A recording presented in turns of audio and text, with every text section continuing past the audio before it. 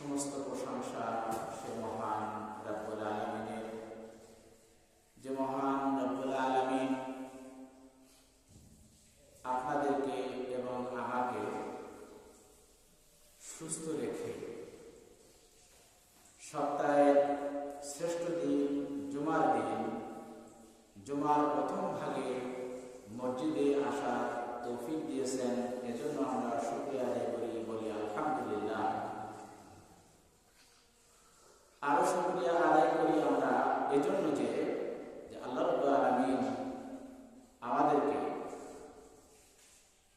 একটি সপ্তাহ হায়াত বাড়িয়ে দিয়ে বেশি বেশি করে আল্লাহর হুকুম এবং নেক কাজ করার তৌফিক দিয়েছেন। এজন্য আমরা বলি আলহামদুলিল্লাহ। সম্মানিত হাজিরিন, আমরা বিগত 3 সপ্তাহ সূরা রুমের সেই 41 নম্বর আয়াতকে নিয়ে আলোচনা শুনছিলাম এবং আমি আলোচনা করতেছিলাম। আজও ইনশাআল্লাহ আমরা ওই আয়াতের উপরেই আলোচনা করবো ইনশাআল্লাহ।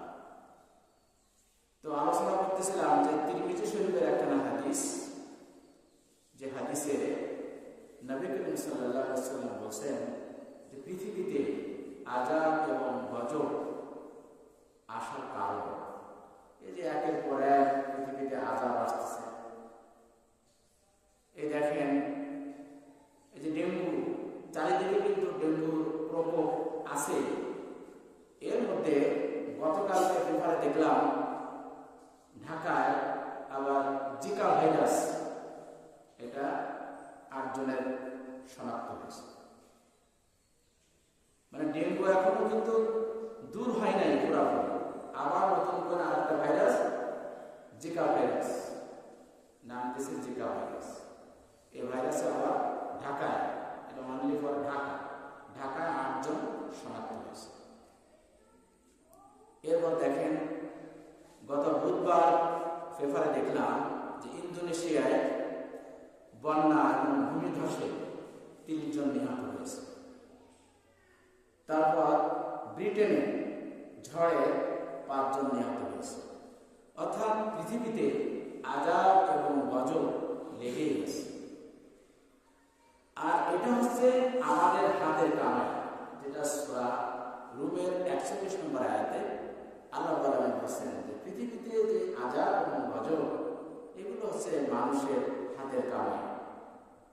জলে এবং স্থলে পৃথিবীতে যে সমস্ত বালা মুসিবত আমরা দেখছি, এগুলো আমাদেরই হাতের কামাই।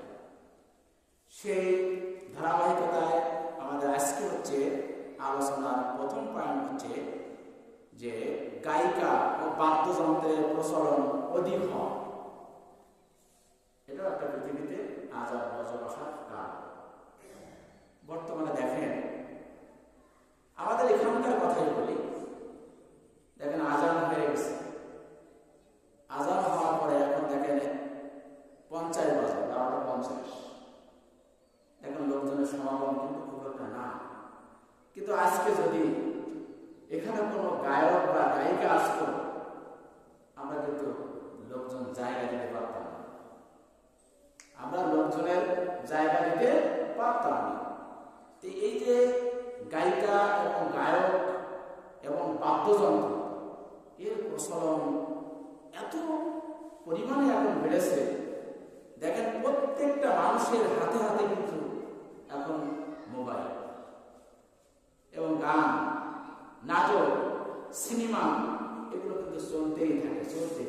অনেকে এমনও আছে যে নাটক দেখতে দেখতে নাটককে পুশ করে নামাজে আসে। নামাজ কোনোরকম পড়েই দৌড় দিয়ে আবার কিন্তু ওই নাটক দেখতে থাকে। যেখানে এই যে গান বাজনা, এই বাদ্য বাজনার প্রচলন যখন বেশি হয়ে যাবে, অধিক হয়ে যাবে, তখন সেই সমাজে আযাব এবং গজব একটার পর একটা নাজিল হতে থাকবে।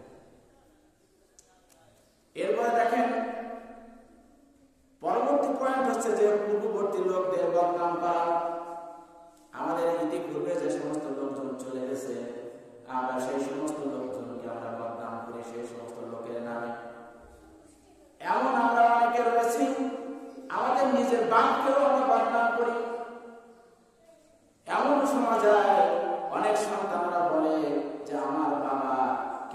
শহরে একটু জমি কিনে রাখে নাই, যদি এই শহরে একটু জমি কিনে রাখতো তাহলে আজকে আমরা বসবাস করতে পারতাম। এরকম বলে কিনা বলেন?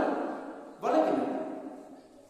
বলতে থাকে যে আমার বাবা এত বোকা, গ্রামে এত জমি কিনছে কিন্তু শহরে কোনো জমি কিনল না। এভাবে আমরা বদনাম করতে থাকি এবং আমরা অনেকেই আসি দেখেন বিধানসে আমরা বলে যাচ্ছি যে ইমাম আবু হানিফা আলাকে, ইমাম শাফি রহমাতুল্লাহ আলাকে, হাদিস আবার কি জিনিস, এরকম অনেকেই বলে। কিন্তু এই সমস্ত লোকেদের একটু বোঝা উচিত যে আমরা যে পূর্ববর্তী লোকদেরকে আমরা এভাবে ভুল ধরছি বা তাদের সম্বন্ধে আমরা আলোচনা করছি, আমরা একটা হাদিসের মূল ইবারত, একটা হাদিস এটা যেখানে বাংলা নেই সেটা হাদিসকে আমরা করতে পারি, একে হাদিসের তর্জমাকে আমরা করতে পারি, অধিকাংশ করতে পারবে না এবং অনেক আলেমরাও করতে পারবে না। অথচ আমরা ভুল ধরি, পূর্ববর্তী লোকদেরকে ভুল ধরি। তো যখন এই সমাজে এই সমস্ত কার্যকলাপ শুরু হয়ে যাবে তখন সেই সমাজে আল্লাহ আযাব এবং গজব নাযিল হতে থাকবে। এরপরে পয়েন্ট হচ্ছে যখন পাপী লোক হচ্ছে গোত্রের নেতা হবে এবং জাতির নেতা হবে।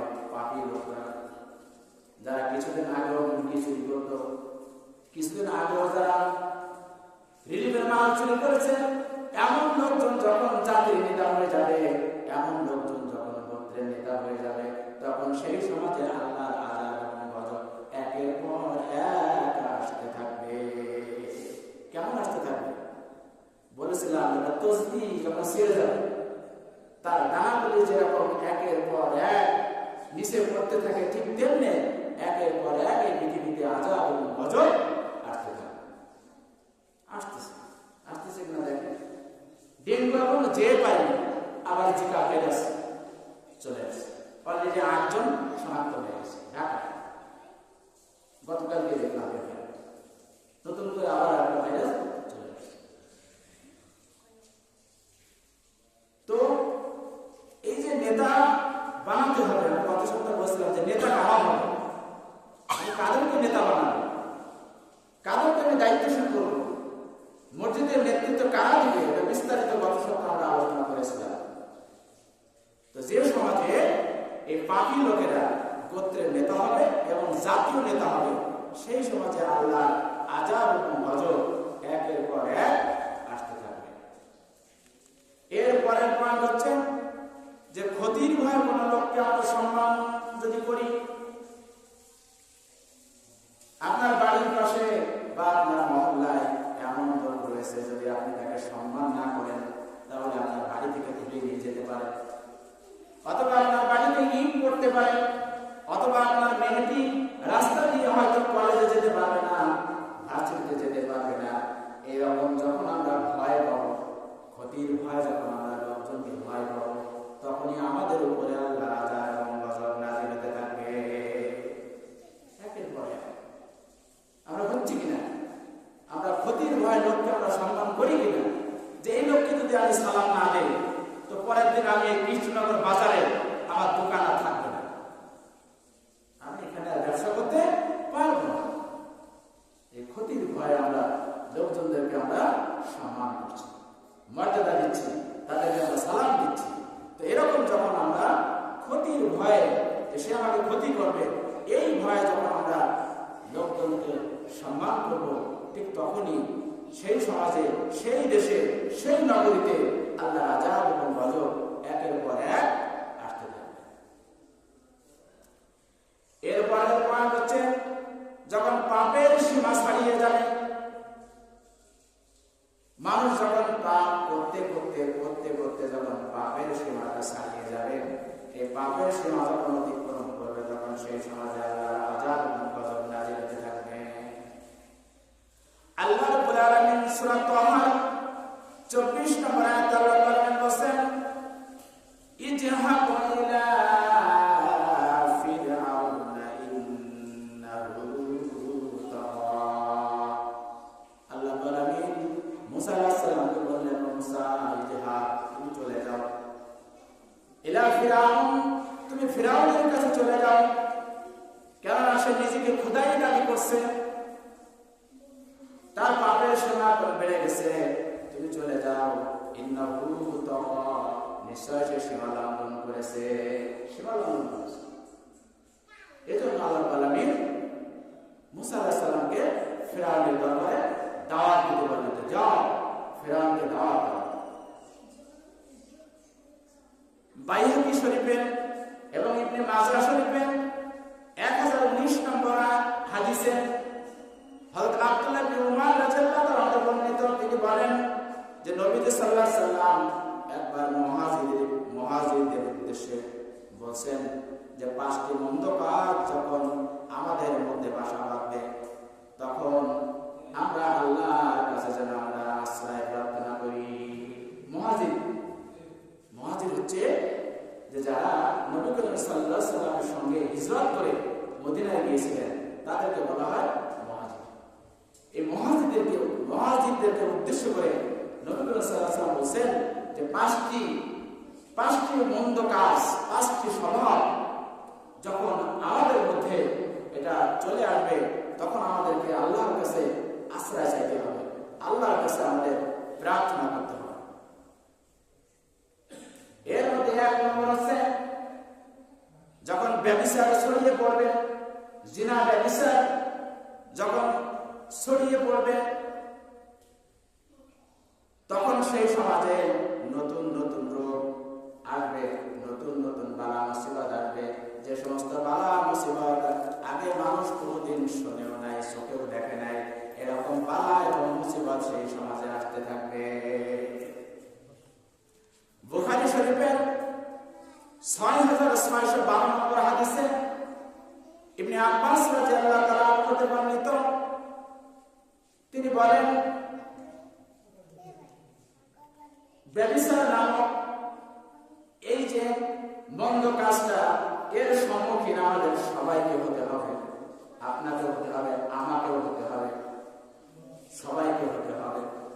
তখন সাহাবারা জিজ্ঞাসা করছে, ইয়া রাসূলুল্লাহ, ইয়া হাবিবাল্লাহ, ইয়া আল্লাহর কেমন জিনিস যে আমরা তো নামাজ পড়ি, আমরা রোজা রাখি, আমরা হজ করি, তাহলে আমরা কি করে আবার এই জিনার সম্মুখীন হব, এই ব্যভিচারের সম্মুখীন আমরা কি করে হব? তখন নবী করিম সাল্লাল্লাহু আলাইহি ওয়াসাল্লাম বললেন যে চোখের জিনা হচ্ছে দেখা, চোখের জিনা হচ্ছে দেখা।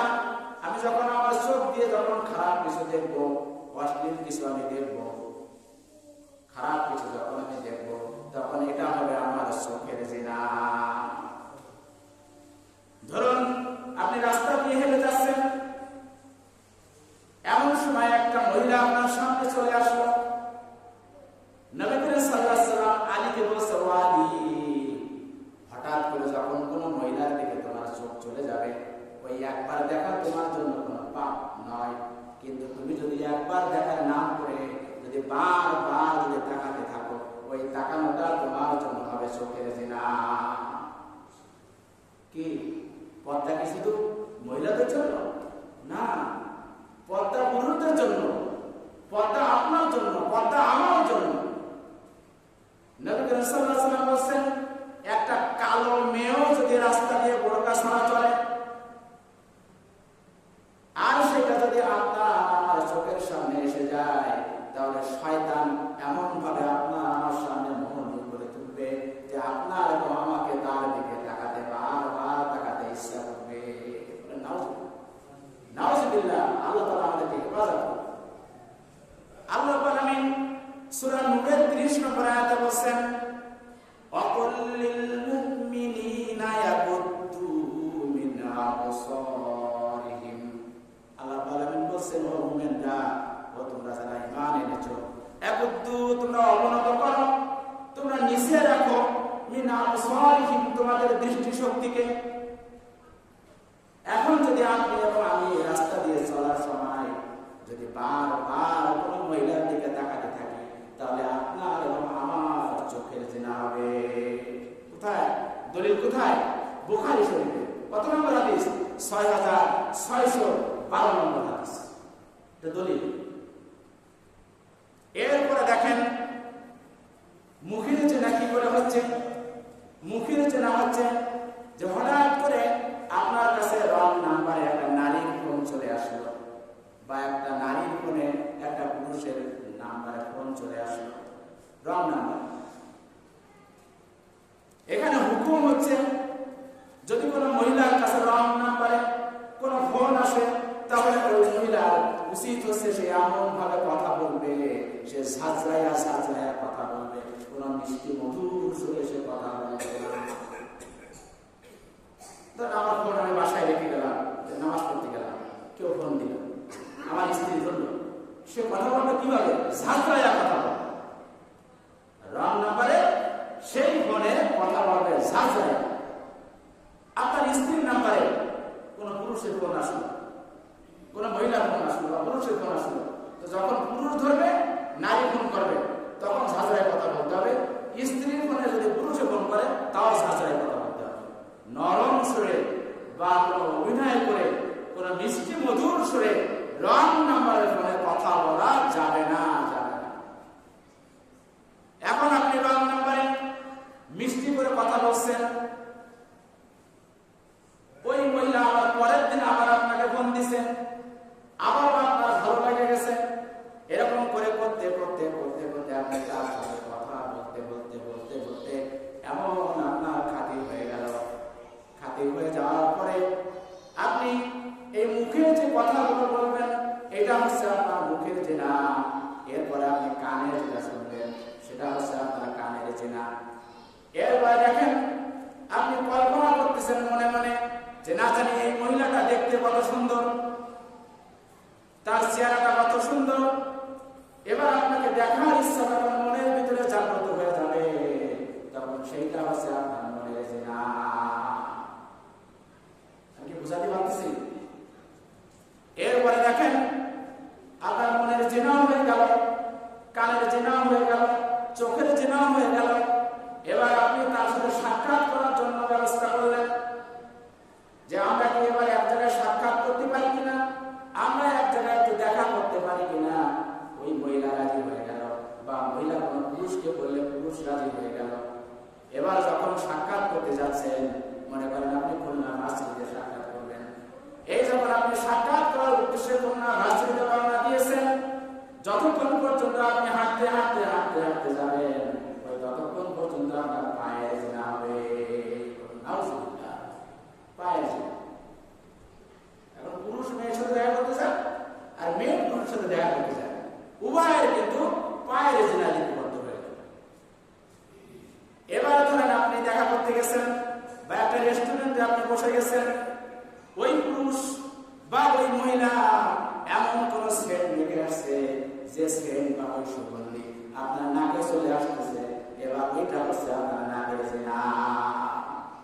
এই পরীক্ষায় আমরা আসি কিনা বলেন? আসি কিনা? না থাকলে তো আলহামদুলিল্লাহ, কিন্তু আমাদের সমাজে এটা হচ্ছে কিনা মিলাই দেখেন। তাহলে আপনার চোখের জেনা হয়ে গেল, আপনার হাতের জেনা হয়ে গেল, মুখের জেনা হয়ে গেল, মনের জেনা হয়ে গেল, নাকের জেনা হয়ে গেল। এবার আপনি মোবাইলে তার সঙ্গে দেখা করার পরে আপনি চ্যাটিং করতেছেন, ফেসবুক, মেসেঞ্জার, ভাইবার, হোয়াটসঅ্যাপ, ইনস্টাগ্রাম, বটেন, কত নতুন নতুন অ্যাপস যে আছে তার কোনো ইয়াদটা নাই। আপনি চ্যাটিং করতেছেন, চ্যাটিং করতে করতে এক পর্যায়ে আপনি জিজ্ঞাসা করছেন, what are you doing now? তুমি এখন কি করছো?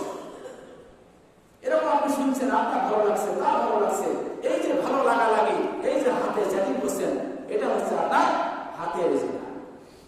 তাহলে দেখেন এই যে হাদিসে যে কথাগুলো আল্লাহ রাসূল বর্ণনা করে গেছেন, এখন আমাদের সমাজে এটা হচ্ছে কিনা?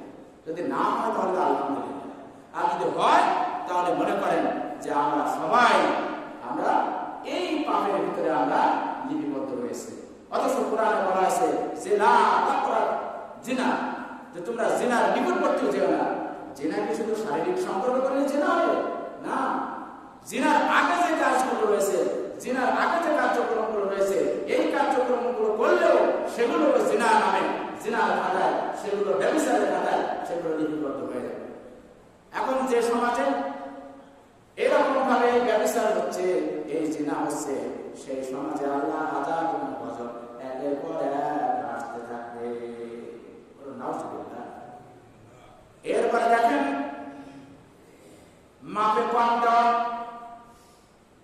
আপনি আমি যদি বাজার থেকে একটা ইলিশ মাছ কিনে নিয়ে আসেন, ওখানে যদি 800 গ্রাম হয়, বাসায় আসলে সেটা 700 গ্রাম হয়ে যায়, হয় কিনা? পানি দিয়ে ওজন দিয়ে দেয়, অথবা দাড়ি পাল্লায়, এই যে এখন ডিজিটাল দাড়ি, এই ডিজিটালের ছবি কিন্তু আরো বেশি হয়। পাল্লা দিয়ে মাইনাস করলাম, ছবি হয়ে গেল। এরকম যখন মাপে কম দেওয়া হবে, যে সমাজের মানুষগুলো এরকম দোকানদারি করার সময় মাপে কম দিবে, ওই সমাজে আল্লাহর আযাব এবং গজব একের পর এক আসতে থাকবে। এরপরে দেখেন, এবং এই পাপের কারণে, এই মাপে কম দেওয়ার এই যে পাপ, এই পাপের কারণে কিন্তু দুর্ভিক্ষ দেখা দিবে। আমাদের সমাজে দুর্ভিক্ষ চলে আসবে, মানুষের রিজিক কমিয়ে দেওয়া হবে, মানুষের খাবার কমিয়ে দেওয়া হবে।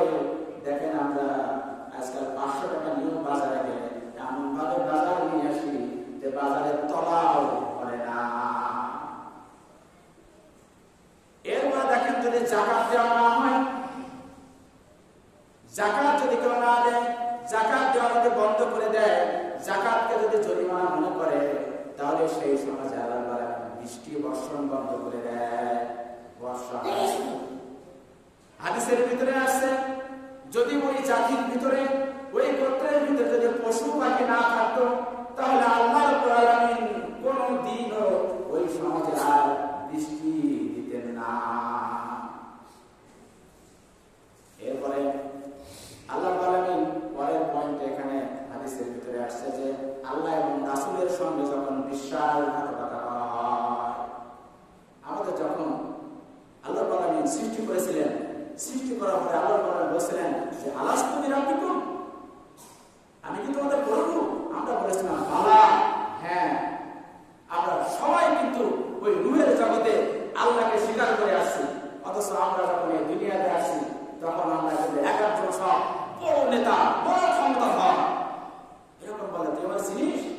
আমি কে? আমার সাথে ঘটছে, আমাদের স্কুলের সামনে সিটি কর্পোরেশনের একটা ডাস্টবিন ছিল। এখন সেই ডাস্টবিনের আমাদের ভিতরে আমরা একটা অভিভাবক সেট করেছি।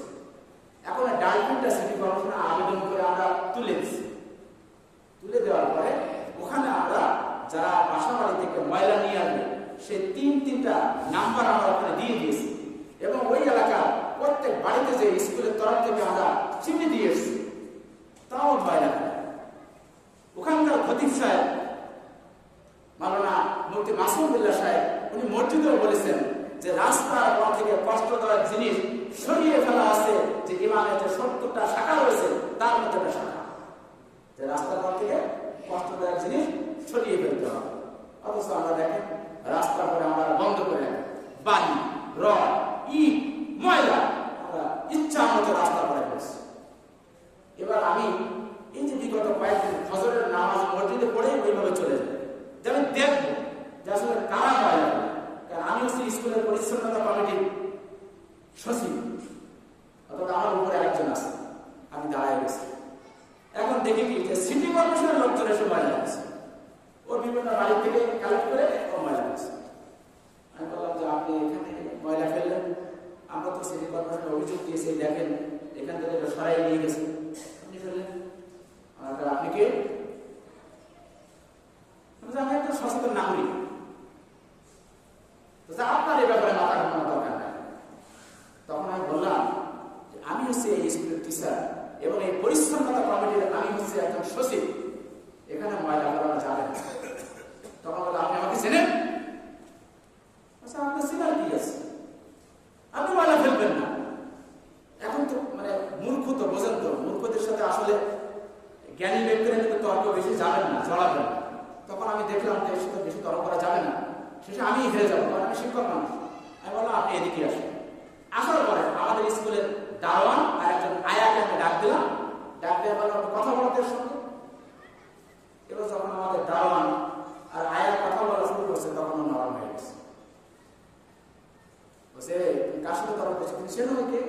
আচ্ছা আমার চেনার দরকার নেই, তোমরা বলো যে পরবর্তীতে তোমরা এখানে ময়লা না ফেলো।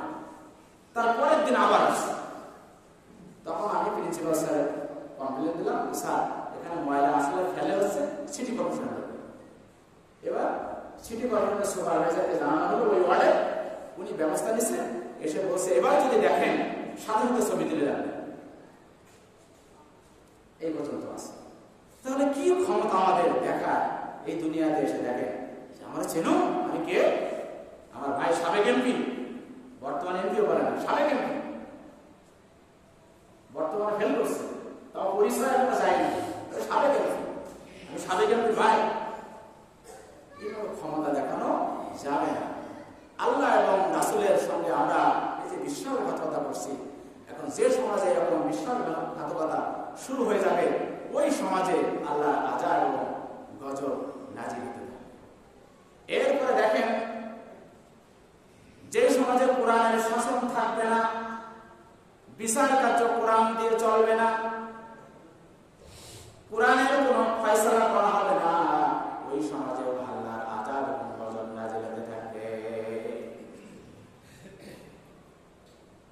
এখন যদি কোরআনের শাসন না মানা হয়, ওই সমাজে ওই জাতির মধ্যে ভাইয়ে ভাইয়ে যুদ্ধ সৃষ্টি হয়ে যাবে, ভাইয়ে ভাইয়ে খুন খারাপি শুরু হয়ে যাবে, ভাইয়ে ভাইয়ে অন্যায়ভাবে একজন আরেকজনের জমি দখল করা শুরু হয়ে যাবে। কাবিলকে যেদিন হত্যা করা হয়েছিল, হযরত আদম আলাইহিস সালামের ছেলে কাবিলকে যেদিন হত্যা করা হয়েছিল, কাবিলকে হত্যা করার পর সেই দিনই পৃথিবীতে প্রথম ভূমিকম্প হয়েছিল। পৃথিবীর প্রথম ভূমিকম্প সংঘটিত হয়েছিল যেদিন কাবিলকে হাবিল হত্যা করেছিল অন্যায়ভাবে। এটা অন্য ইতিহাস, সময় পেলে আর দিন বলব। অথচ দেখেন, আপনি যারা হত্যা করতেছেন, অন্যায়ভাবে আপনি হত্যা করতেছেন, অন্যায়ভাবে আপনি কাউকে খুন করতেছেন, এর জন্য আপনাকে কি হবে দেখেন। আল্লাহ রাব্বুল আলামিন সূরা নিসা 93 নম্বর আয়াত আল্লাহ বলেন, ওয়া মান ইয়াকতুল মুমিনান মুতাআম্মিদান ফাজাযাউহু জাহান্নাম। ওয়া মান ইয়াকতুল, যে ব্যক্তি হত্যা করবে, মুমিনান মুতাআম্মিদান, কাউকে অন্যায়ভাবে হত্যা করবে, অন্যায়ভাবে কাউকে হত্যা করা হবে, আল্লাহ তাআলা তার পুরস্কার দিবেন জাহান্নাম, সে হচ্ছে জাহান্নামে চলে যাবে। এখন আপনি চিন্তা করেন যে কাকে আপনি হত্যা করতেছেন, কাকে আপনি মারতেছেন, একটু হিসাব করেন। মুসলিম শরীফে 7152 নম্বর হাদিসে নবী করিম সাল্লাল্লাহু আলাইহি ওয়াসাল্লাম বলেন, ওয়া রাসূলুল্লাহ সাল্লাল্লাহু আলাইহি ওয়াসাল্লাম, রাসূলুল্লাহ সাল্লাল্লাহু আলাইহি ওয়াসাল্লাম বলেন, সালতু রাব্বি সালাসান ফাতানি সিনতাইনি ওয়া মানানি ওয়াহিদাতান। নবী করিম সাল্লাল্লাহু আলাইহি ওয়াসাল্লাম বলেন, আমি আল্লাহর কাছে তিনটা জিনিস আমি চেয়েছিলাম, সেই তিনটা জিনিসে আল্লাহ রাব্বুল আলামিন আমার দুটো জিনিস কবুল করেছিল, কিন্তু একটা জিনিস আল্লাহ রাব্বুল আলামিন কবুল করে নাই। যে তিনটা জিনিসের দুটো জিনিস কবুল করেছিল, তার মধ্যে একটা আছে নবী করিম সাল্লাল্লাহু আলাইহি ওয়াসাল্লাম বলেছিলেন যে আমার জাতিকে, আমার উম্মতকে আল্লাহ তুমি না খাওয়ায় মানিও না। এটা কবুল হয়ে গেছে। আমরা একবারে তো না খেয়ে মরব। আল্লাহ রাসূল আমাদের জন্য দোয়া করেছেন, আমরা একবারে কেউ না খেয়ে মারা যাব না। এরপরে আল্লাহ তাআলার কাছে নবী করিম সাল্লাল্লাহু আলাইহি ওয়াসাল্লাম আরেকটা দোয়া করেছিলেন, সেটা হচ্ছে যে আল্লাহ আমার উম্মতকে তুমি ফিরআউনের মতো তুমি ডুবিয়ে মেরো না, নূহ আলাইহিস সালামের মতো তুমি আমার জাতিকে ডুবিয়ে মেরো না। এই দোয়াটাও আল্লাহ তাআলা কবুল করেছেন। আমরা কিন্তু একবারে কেউ ডুবিয়ে আমরা মরব না। এরপরে একটা দোয়া কবুল হয় নাই, আল্লাহ তাআলা একটা দোয়া কবুল করেন নাই, সেটা হচ্ছে যে ভাইয়ে ভাইয়ে, গোত্রে গোত্রে, দেশে দেশে, পাড়ায় পাড়ায়, মহল্লায় মহল্লায় খুন খারাপি চলবে। আল্লাহ তাআলা এটা কবুল করে না। করছে? এটা কবুল করছে? করে নাই।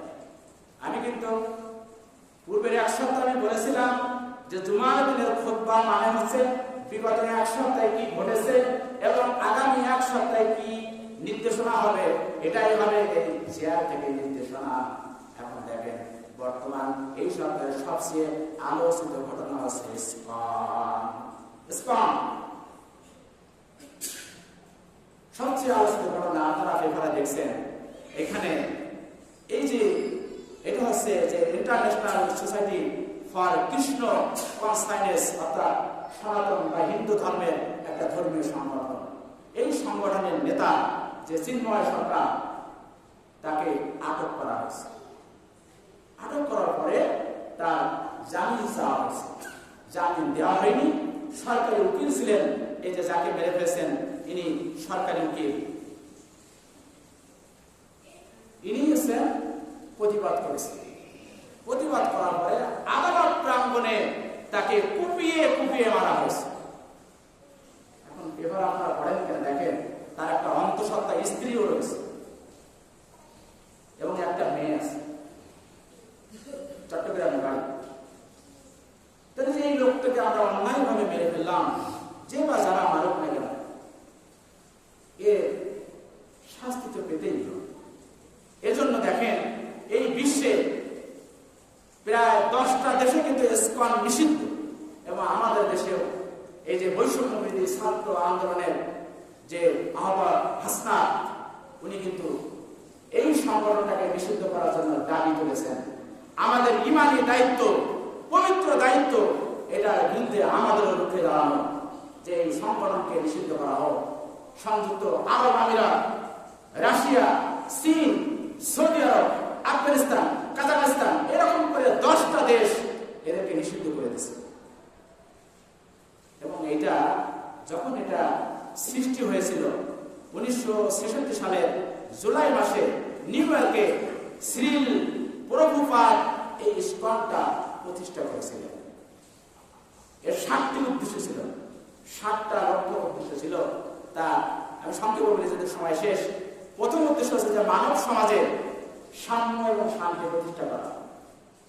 2 নম্বর ছিল যে এই যে কৃষ্ণ ভাবনার অমৃত প্রচার করা, অর্থাৎ ভালো মানুষ কি করে হবে এটা প্রচার করা। 3 নম্বর ছিল যে এই সংস্থার সদস্যদের পরস্পরকে কাছে রাখা। 4 নম্বর ছিল যে শ্রী চৈতন্য মহাপ্রভুর নাম কীর্তন করা। 5 নম্বর ছিল যে সংস্থার সদস্যদের জন্য একটা পবিত্র স্থান নির্মাণ করা। 6 নম্বর ছিল যে সরল এবং সাধারণ জীবনধারার জন্য সদস্যদের কাছে টেনে আনা।